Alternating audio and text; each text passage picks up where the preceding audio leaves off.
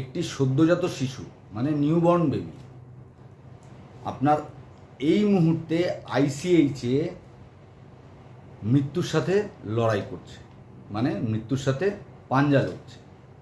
তো সেই শিশুটিকে বাঁচাতে এবং তার পরিবারের পাশে দাঁড়াতে, মানে এই কঠিন সময় সেই শিশুটির পরিবারের পাশে দাঁড়াতে আমার এই ভিডিও বার্তা। নমস্কার, আমি রাজীব। আজকের এই অত্যন্ত গুরুত্বপূর্ণ এবং অত্যন্ত স্পর্শকাতর একটি প্রতিবেদনে আপনাদেরকে অনেক অনেক স্বাগত জানাই। গতকালকে আমি একটি আপনার হাসপাতালে গিয়েছিলাম, মানে আইসিএইচ, যেটা আপনাদেরকে বললাম, ইনস্টিটিউট অফ চাইল্ড হেলথে কালকে আমি গিয়েছিলাম। গতকালকে একটি বাচ্চাকে দেখতে, আমার পরিচিত একটি বাচ্চাকে দেখতে গতকালকে আমি ওই হাসপাতালে গিয়েছিলাম। এবং হাসপাতাল থেকে যখন বেরিয়ে আসছি, তো বেরিয়ে আসার মুহূর্তে আপনার দেখলাম গেটের মধ্যে একটা জটলা, গেটের সামনে। তো সেই জটলা দেখে আমি সামনের দিকে এগিয়ে গেলাম। তো সেখানে গিয়ে দেখছি যে আপনার একজন ভদ্রলোক এবং একজন ভদ্র মহিলা, তাদের বয়স খুব বেশি নয়। তো তারা দুজনে খুব কান্নাকাটি করছে এবং তাদেরকে ঘিরে রয়েছে আরও কয়েকজন। তো আমি পাশে দাঁড়িয়ে কিছুক্ষণ পর্যবেক্ষণ করলাম সেই বিষয়টা, সেই ঘটনাটা পর্যবেক্ষণ করলাম। এবং পর্যবেক্ষণ করার পরে বুঝতে পারলাম যে পেশেন্ট পার্টির সেই পেশেন্ট পার্টি, তারা এই ভদ্রলোক এবং ভদ্রমহিলা, তারা নিজেরা নিজেদের মধ্যে আলোচনা করছে এবং কান্নাকাটি করছে। তো আমার জিনিসটা দেখে ভালো লাগলো না। তো আমি গিয়ে জিজ্ঞাসা করলাম যে কি হয়েছে। তখন আমাকে তারা বললেন যে এই ওনার ছেলে গত 15 তারিখে জন্মেছে, মানে 15 মে, গত 15ই মে ওনার ছেলে জন্ম হয়েছে। তো তারপর থেকেই আপনার ছেলেটি খুব অসুস্থ, আপনার এনআইসিউতে ভর্তি আছে, মানে এনআইসিইউ ওয়ার্ডে আছে। তো আমি জিজ্ঞাসা করলাম কি হয়েছে। তখন আমাকে বলল যে ছেলেটির আপনার ঠিক মতন খাদ্যনালী তৈরি হয়নি। কারণ খাদ্যনালী তৈরি হয়নি মানে বলছে আপনার এই গলা থেকে এসে এই অবধি তৈরি হয়েছে, তারপরে আবার কিছুটা এতটার মতন গ্যাপ, তারপর থেকে আবার তৈরি হয়েছে। মানে মাঝখানে একটা বিশাল, মানে আপনার ওই 1.5-2 ইঞ্চির মতন একটা গ্যাপ, ওইটা আপনার ওই জায়গাটায় আপনার খাদ্যনালীটা ফর্ম করেন। তো আমি বললাম এরকম ব্যাপার? বললো হ্যাঁ এই ব্যাপার, এবং এর জন্য অপারেশন করতে হবে। একটা অপারেশন ইতিমধ্যেই হয়ে গেছে এবং হসপিটালে একটা বিরাট টাকার বিল হয়েছে, এবং আরও একটা অপারেশন করতে হবে, যার জন্য বিশাল খরচা। তো আমি জিজ্ঞাসা করলাম কীরকম কী খরচা, আমি জানতে চাইলাম। তো তখন আমাকে বলল যে প্রথম যে অপারেশনটা হয়েছে সেই অপারেশনটা এবং ওষুধের খরচাপাতি নিয়ে আপনার 2,88,000 টাকার মতন বিল এই মুহূর্তে করে ফেলেছে হাসপাতাল কর্তৃপক্ষ। এবং এরপরে যে অপারেশনটা আছে, এটা মেজর অপারেশন, সেই অপারেশনটাতে 5 লাখ টাকার উপরে খরচা হবে। তো আমি তখন এইটা শোনার পরে আমি ওই ভদ্রমহিলার সাথে কথা বললাম। কথা বলার পরে মানে বাবা এবং মা, বাবার নাম হচ্ছে সোমনাথ গিরি এবং মায়ের নাম সূর্যস্নাতা দাস, মানে হাসপাতালে যে বাচ্চাটি ভর্তি আছে, বেবি অফ সূর্যস্নাতা দাস। তো আমি, মা তো অঝরে কাঁদছেন, আর বাবারও কাঁদো কাঁদো চোখ মুখ। তো দেখে আমার ভালো লাগলো না। কেন ভালো লাগলো না জানেন? তার কারণ 2009 সালে আমারও ঠিক এই সেম পরিস্থিতি হয়েছিল। মানে আমার বাচ্চাটারও, আমার 2009 সালে, 2010 সালে, সরি মাফ করবেন, 2010 সালে আমার যখন মেয়ে হয়েছিল, তখন ও এরকম বিভিন্ন ধরনের সমস্যা নিয়ে জন্মেছিল। তো আজকেও ভালো আছে, অনেক বড় হয়ে গেছে, ক্লাস 9-এ পড়ে। তো ও আপনার ওই 23-24 দিন মতন এনআইসিউতে ছিল। নানান ধরনের ইনফেকশান হয়েছিল। জন্মাবার সময় মায়ের পেটে 5 ঘন্টা যুদ্ধ করে ভূমিষ্ঠ হয়েছে। তো সেই ঘটনাটা আমার মনে পড়ে গেল, মানে আমার একটা নাড়া দিল আমার বুকে, যে ওই সময় নিজেকে ফিল করছিলাম। তো সেই জায়গায় দাঁড়িয়ে আমি ঠিক করলাম যে না, এই পরিবারটার জন্য আমি কিছু করব।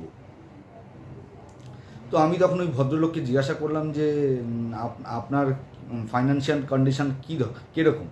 তো বললো দাদা, আমি আমার আমার ছেলেকে ভর্তি প্রক্রিয়া থেকে এই পর্যন্ত আমার কাছে যা ছিল সমস্তটাই শেষ হয়ে গেছে। এতদিনে আমার থেকে প্রায় 3 লাখ টাকার মতন খরচা হয়ে গেছে। হাসপাতাল এখনও 2,88,000 টাকা বিল করেছে, সেটা এখনও মেটাতে পারিনি। তো তখন আমি ওনাকে একটা বুদ্ধি দিলাম, আপনি একটা কাজ করুন, হোয়াটসঅ্যাপে এই ধরনের একটা টেক্সট করে আপনি আপনার ব্যাঙ্ক অ্যাকাউন্ট আপনার দিয়ে আপনি একটা লিঙ্ক তৈরি করে আপনি হোয়াটসঅ্যাপে টেক্সট করুন এবং আপনার শুভাকাঙ্ক্ষী যারা আছে আপনি তাদেরকে টেক্সট করুন এবং আমাকেও টেক্সট করুন। আমি আমার নাম্বারটা দিয়ে আসলাম। তো দিয়ে আসার পরে আমাকে যখন উনি নাম্বারটা দিলেন, আমিও সেটা নিয়ে আমার যত পরিচিত মাধ্যম আছে তাদের কাছে সেটা হোয়াটসঅ্যাপে ফরওয়ার্ড করলাম এবং আমি মোটামুটি আপনার 100-র উপরে গ্রুপে আছি। সেই সবকটা গ্রুপেই সেই টেক্সটটা আমি ওই আর কি ওনার ব্যাংকের লিঙ্ক সমেত, ওই লিঙ্কটা এবং ব্যাংকের টোটাল ডিটেল সমেত, সেখানে কে কী দিয়েছে সেই সবটাই আছে, সেটা সমেত আমাকে পাঠাতে বললাম। উনি আমাকে পাঠালেন এবং আমি সেটা আমার যে গ্রুপগুলো আছে হোয়াটসঅ্যাপ গ্রুপ, সেই সবকটা গ্রুপেই আমি সেটা ফরওয়ার্ড করলাম। তো ইতিমধ্যেই বেশ কয়েকজন সাড়া দিয়েছে, আমার আবেদনে সাড়া দিয়েছে। তো আমি সেটা আবার এসে ক্লাবেও, আমার যে ক্লাব, আমি যেই ক্লাব সংগঠন করি, তো বাংলায় যে ক্লাব কালচার আছে, সেই আমিও একটি ক্লাবের আর কি ক্লাব কমিটিতে আছি, ক্লাবের আর কি দায়িত্বে আছি। তো সেই ক্লাবে এসে যখন আমি আমার সম্পাদক এবং সভাপতি মানে সেক্রেটারি এবং প্রেসিডেন্টের সাথে যখন এই বিষয়টা নিয়ে আলোচনা করলাম, সঙ্গে সঙ্গে আরও কয়েকজনকে ডেকে নিয়ে একটা কমিটি মিটিং করে মোটামুটি একটা টাকা ঠিক করলাম যে ওনাকে দেওয়া হবে, এই পরিবারের হাতে তুলে দেওয়া হবে। তো আমরা ঠিক করলাম যে 20 থেকে 25,000 টাকা আমরা আপাতত এই পরিবারের হাতে তুলে দেবো। এটা ঠিক হয়েছে এবং সেটা আজকেই হয়তো আমরা দিয়ে দেবো। কিন্তু আমার এই জায়গায় দাঁড়িয়ে আমি আপনাদের নিকটে মানে আপনাদের কাছে এই বার্তাটাই রাখতে চাইছি যে এই মুহূর্তে এই বাচ্চাটি আপনার কিন্তু মৃত্যুর সাথে লড়াই করছে। সেই বাচ্চাটিকে আমাদের বাঁচাতে হবে এবং তার পরিবারের পাশে দাঁড়াতে হবে এবং আমরা যে যার মতন করে পারি না কেন, যার যতটা সামর্থ্য, আমাদের সামর্থ্য অনুযায়ী যে যতটা পারি, 500 পারলে 500, 200 পারলে 200, 300 পারলে 300, 100 পারলে 100, 50 পারলে 50, যে যেরকমভাবে পারি দিয়ে ওই পরিবারের পাশে এই মুহূর্তে থাকাটা আমার মনে হয় একটা মানবিকতার মধ্যে পড়ে এবং একটা মানুষ হিসেবে একটা কর্তব্যের মধ্যে পড়ে। আর আমি এই ব্যাপারটা নিয়ে ইনিশিয়েটিভ এই কারণেই নিয়েছি, কেননা আমি একজন সমাজকর্মী এবং আমার ওই মেয়ের ঘটনাটা যেহেতু রিলেট করেছে আমাকে, সেই জন্য আমি আর ওই বিষয়টা নিয়ে আরও ইনিশিয়েটিভটা বেশি নিতে চাইছি। এই কারণেই যে একটা বাচ্চা যে সদ্যজাত আর কি, সে সবে জন্মেছে, গত 15 তারিখ থেকে সে জন্মাবার পরেই আজ পর্যন্ত এখনও পর্যন্ত সে এনআইসিইউতে ভর্তি আছে। তাই আমি আপনাদের সকলের কাছে আবেদন করছি, আপনারা যে যার মতন, যার যতটা সামর্থ্য সেইভাবে দিয়ে এই পরিবারটার পাশে দাঁড়ান। এই পরিবারটার পাশে দাঁড়ান, কেননা এই পরিবারটা এই মুহূর্তে কিন্তু অর্থের প্রয়োজন আছে এবং মানুষকে এই পরিবারটা এই মুহূর্তে পাশে চাইছে, তাদের পাশে চাইছে। তো আমরা আমাদের সামর্থ্য মতন চেষ্টা করেছি। আপনাদের কাছেও এই আবেদন রাখলাম যে আপনারা, আশা করি আপনারা আপনাদের সাধ্যমতো এই পরিবারটির পাশে দাঁড়াবেন। ভদ্রলোকের নাম সোমনাথ গিরি, উনি আপনার ওই ঢাকুরিয়া অঞ্চলে থাকেন, আপনার ওই 31 নম্বর ওয়ার্ডে ওনার বাড়ির ঠিকানা হচ্ছে গিয়ে 116/4 শরৎ ঘোষ গার্ডেন রোড, কলকাতা 31। আর মায়ের নাম তো আমি বললামই, সূর্যস্নাতা দাস। তো এই নিউ বর্ন বেবিটা এই মুহূর্তে আপনার ইন্ডিয়ান ইনস্টিটিউট অফ চাইল্ড হেলথে ভর্তি আছে। একে বাঁচিয়ে তোলা এবং একে বাঁচানো, এর জীবন বাঁচানো এই মুহূর্তে কিন্তু আমাদের পরম কর্তব্য। তো আসুন সবাই মিলে ওই পরিবারটার পাশে দাঁড়াই। আর ওই যেই লিঙ্কটার কথা আমি বলছিলাম, সেই লিঙ্কটা আমি আমার কমেন্ট বক্সে দিয়ে দিচ্ছি, আপনারা সেই লিঙ্কে যেতে পারবেন। আর সেই লিঙ্কটা এবং ওই ভদ্রলোকের সোমনাথ গিরি যে আর কি বাবা, তার ফোন নাম্বারটা আমি আর কি আমার এই স্ক্রিনের উপরে, এবং লিঙ্কটাও আমি চেষ্টা করছি আমার এই স্ক্রিনের উপরে দিয়ে দেওয়ার। তো আপনারা সেই লিঙ্কে গিয়ে ক্লিক করে কিন্তু টোটাল ডিটেলটাই দেখতে পারবেন, কে কত কি দিয়েছে না দিয়েছে, এবং আপনার ওই বাচ্চাটা ছবিটাও দেখতে পাবেন, ওই বাচ্চাটাকেও দেখতে পাবেন, এবং টোটাল ডিটেলসটাই আপনারা ওই লিঙ্কটাতে পেয়ে যাবেন। আপনারা যারা আর কি অর্থ দিয়ে সহযোগিতা করতে পারবেন, আমি তো প্রথমেই বললাম যে যার মতন করে পারবেন, 50 টাকা, 100 টাকা, 200 টাকা, 300 টাকা, 500 টাকা, 1000 টাকা, যার যতটা সামর্থ্য দিয়ে সহযোগিতা করুন।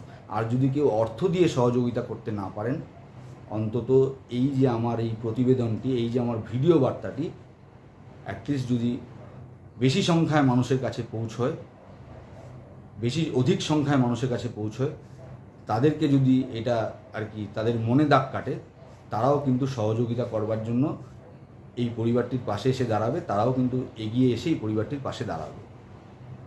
তো যারা দিতে পারবেন না অর্থ, তারা অন্তত একটি শেয়ার করে, এই ভিডিওটি একটি শেয়ার করে এই পরিবারটির পাশে থাকার চেষ্টা করবে।